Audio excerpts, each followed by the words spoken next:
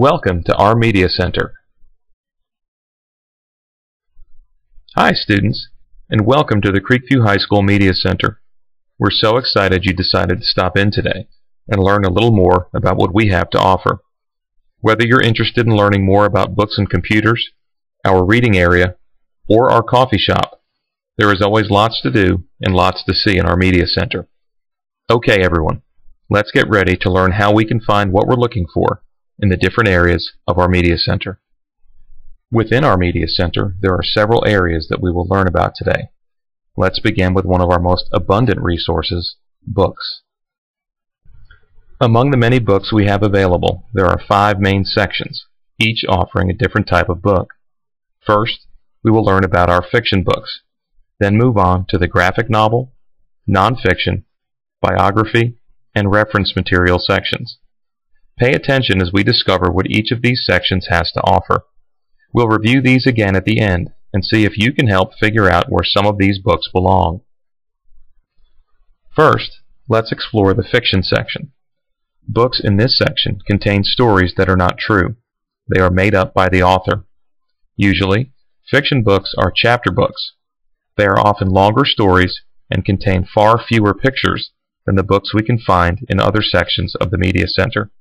Books in the fiction section are arranged in alphabetical order by the author's last name and are not true or made up.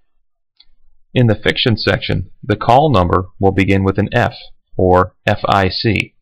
This represents the word fiction. Below this section, the first few letters of the author's last name will be displayed. Here, we can see the call number of our book. Every book in the Media Center has a call number. For this particular book, the call number is FIC:BAU. This is because the book is in the fiction section and is written by Joan Bauer. Looking for our call number is important for a few reasons. First, it helps us locate our book. It is also important that we pay attention to our call number when books are put back on the shelves. That way, it is in just the right place for the next person to be able to find it. Now, let's look at our graphic novel section. Here, books that consist of text with illustrations are kept. These books are intended for all readers. The books here may be fictional, meaning they are made up by the author, or nonfiction, meaning they are true stories. Most often, these stories will be made up by the author. Many of the books in this section are done in manga, a style of Japanese animation. Books in the graphic novel section are arranged alphabetically by the author's last name within a specific range of the Dewey Classification System, 741.5. So, let's say you were looking for a graphic novel by Masashi Kishimoto. You would need to look in the K section of the 741.5 Dewey range because the author's last name, Kishimoto, begins with a K. So, as we look for a book, there are some important things we need to pay attention to. Let's compare and see what we have learned so far. Look at these 2 books. Can you easily tell which is a graphic novel and which is a fiction book? How can you tell? If you could tell that the graphic novel was the book with pictures taking up most of the page, and identify the fiction book as the one with black and white pages and mostly all text, you are correct.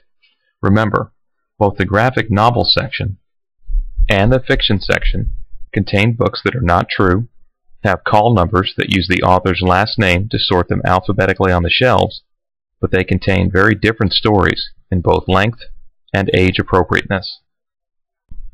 Let's continue on our tour by taking a look at the nonfiction section. Nonfiction books are true and are used to gather information on a particular subject. Unlike the other 2 categories we have looked at, nonfiction books are shelved in numerical order by subject or topic. The Dewey Decimal System is used to categorize or organize books in this section by grouping them in sets of 10. To help us easily locate nonfiction books, shelf markers are used to direct our search.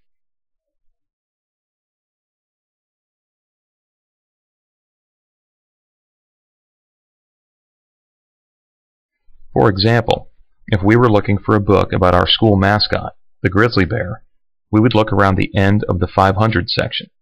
590 is for animals and insects. Don't worry about knowing what each group in the nonfiction section represents. Our media specialists will help you on your way. Also, don't forget to use the shelf markers. They are a great hint to help you get pointed in the right direction.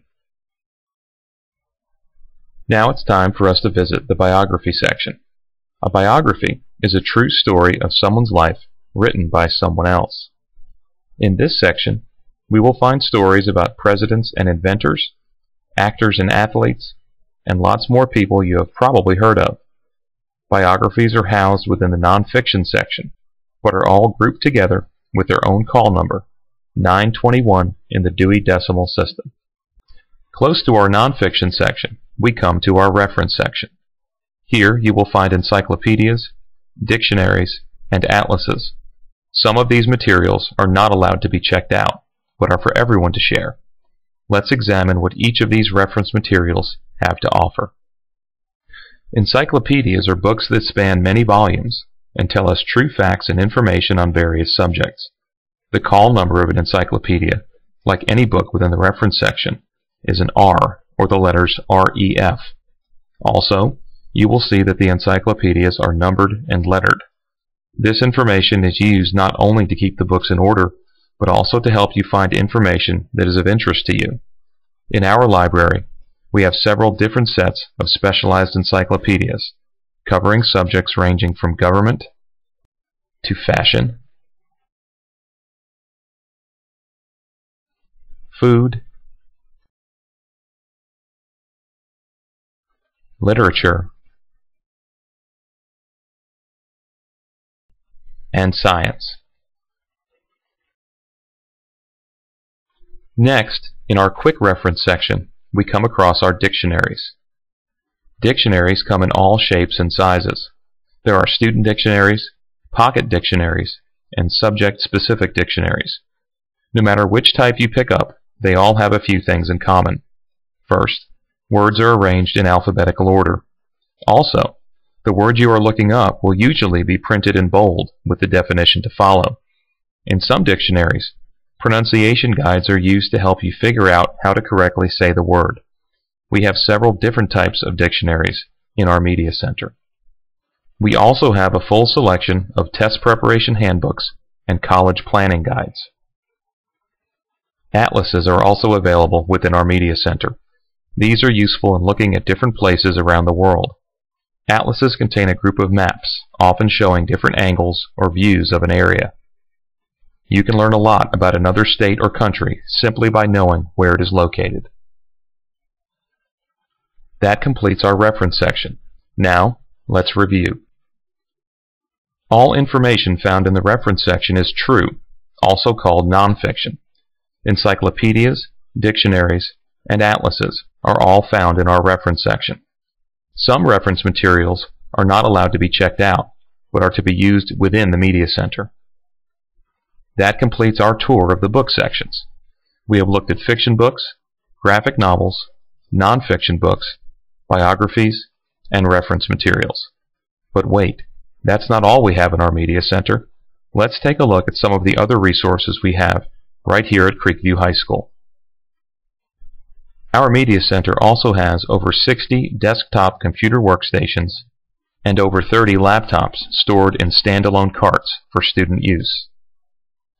Whether you are doing research using one of our many subscription databases, looking up a book to check out using our Destiny OPAC system, or creating a project for class, this area is always very popular with students.